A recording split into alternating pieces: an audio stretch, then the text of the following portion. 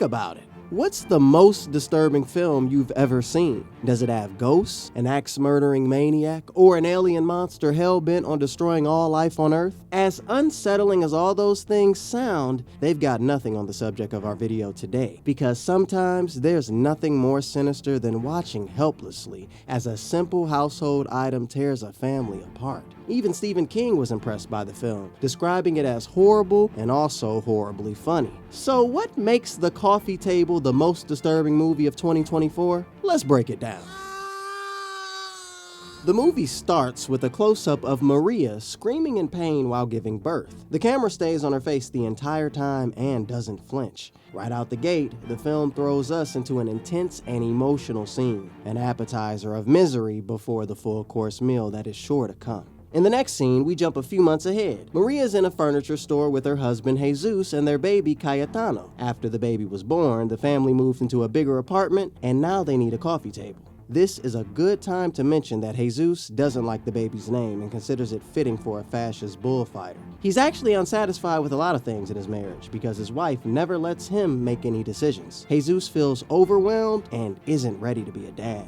Enter the sleazy salesman who's been in sales forever and has an answer for everything. Seriously, this guy could sell ice to an Eskimo. He doesn't get embarrassed, even when Maria calls him out on trying to pawn off a shoddy-looking table on them. Jesus wants to pick the table, since Maria chose everything else, including their son's name. The salesman claims the table's glass is unbreakable, and while convincing Maria, wakes the baby. Maria cusses him out and storms off. Jesus decides to get the table in spite of her reservations. How would he have known that a tacky-looking table would turn his life into a living hell? At home, as Jesus climbs the stairs, they meet their neighbor and her daughter, Ruth, who has a crush on Jesus. She misinterprets his kindness for love and threatens to tell lies about him if he doesn't reciprocate her feelings. Talk about a nightmare neighbor. Back inside, as Jesus is putting the table together, he realizes a screw is missing from the package and calls the salesman. Jesus and Maria have another argument about their marriage. They seem to always be on opposite sides of any issue. Maria decides to go shopping because Jesus' brother is visiting later that afternoon. Jesus is alone with the baby for the first time, and it's clear he loves the child and is trying hard to be a good dad. While he's dancing with the baby, he accidentally breaks the table's glass,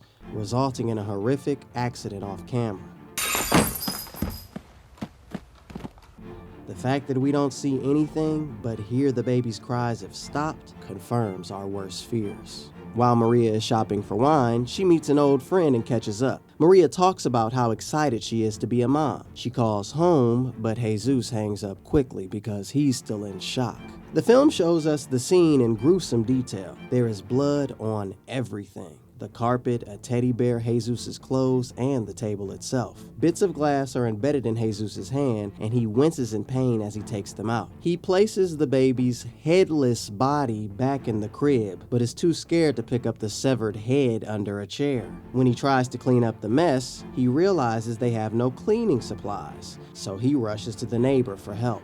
Ruth grills him about telling his wife about them before bringing him detergent, vinegar, and bleach. This girl is relentless. Through all this, the suspense builds as we wonder, will Jesus be able to cover up what happened before Maria gets home? Will she find out? What will she do if she does? The persistent salesman arrives with the missing screw, trapping Jesus in a long, pointless conversation talking about raffle draws and dinner dates. After getting rid of him, Jesus cleans himself up and gets ready for Maria's return. When Maria returns, he attempts to launch himself off the balcony, but decides against it. Jesus prevents Maria from going into the baby's room by telling her he's just put the baby down for a long nap. He blames the blood on the carpet on a cut he sustained from the broken glass. Maria laughs hysterically at the fact that the so-called unbreakable glass didn't even last an hour.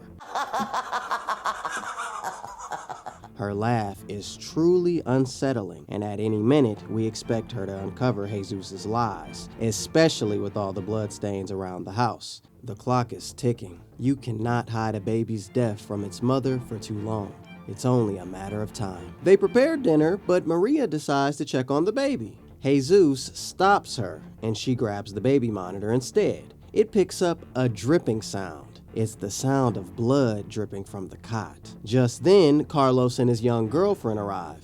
Everyone notices that Jesus looks awful, but they believe his excuse about blood loss. Tension rises as everyone inspects the baby's room, ignoring blood stains thinking they're from Jesus. Back in the dining room, Jesus drinks heavily while they talk about parenting. Maria expresses her deep love for the baby, feeling whole for once. Carlos announces they're expecting a baby too, leading to an argument with Jesus, who then confesses what happened to Carlos. Carlos looks under the baby's blanket and asks why the baby has no head. The tension here is unreal. The doorbell rings again, and it's Ruth, determined to reveal her crush on Jesus. Maria, dealing with the chaos inside, brushes her off. Everyone gathers in the living room. Ruth's dog runs to the baby's chair, uncovering the horrible truth. While the place is in chaos, Carlos tells Maria to leave, but she demands to see what he's holding. Realizing the truth, Maria walks to the balcony with the baby's head. The scene ends on a cliffhanger. Will Maria follow through with what she intends to do? Sometime later, police officers gather outside the apartment, discussing the tragic scene. They find the couple dead, having jumped from the balcony with their decapitated baby. Carlos sits catatonic in a police car, reportedly only able to utter the phrase, "La mesita del comedor," the coffee table, over and over.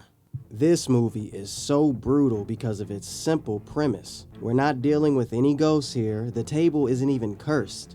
It's just a truly tragic incident that can happen anywhere and anytime. That's what makes The Coffee Table truly terrifying and the most disturbing movie of 2024. So, there you have it. Which part of the film caused you so much tension? Do you have another movie as your most disturbing of the year so far? Let us know in the comments below. Also, don't miss out on our YouTube memberships. You might have noticed that little join button below. When you click on it, you become a member of our channel, part of an exclusive club. So, what do you get as a member? Firstly, you'll get these awesome loyalty badges next to your name in the comment section. It lets everyone know you're one of our VIPs. We'll also give shoutouts to our members in our videos because, hey, we appreciate you. Members also get early access to our videos. You'll be the first to see all the new content we're cooking up. And for all you lovers of horror, we've got something extra special. We're introducing the Dark Vault tier, where we'll be posting exclusive videos just for our horror fans. For those who may not want to join, our regular content will still be available for everyone to enjoy. Memberships are just for those who want to take their support to the next level. So if you want to unlock all these awesome perks and join our growing community, just hit that join button below. We can't wait to welcome you to the club. Click the video on the screen to find your next binge or movie to watch.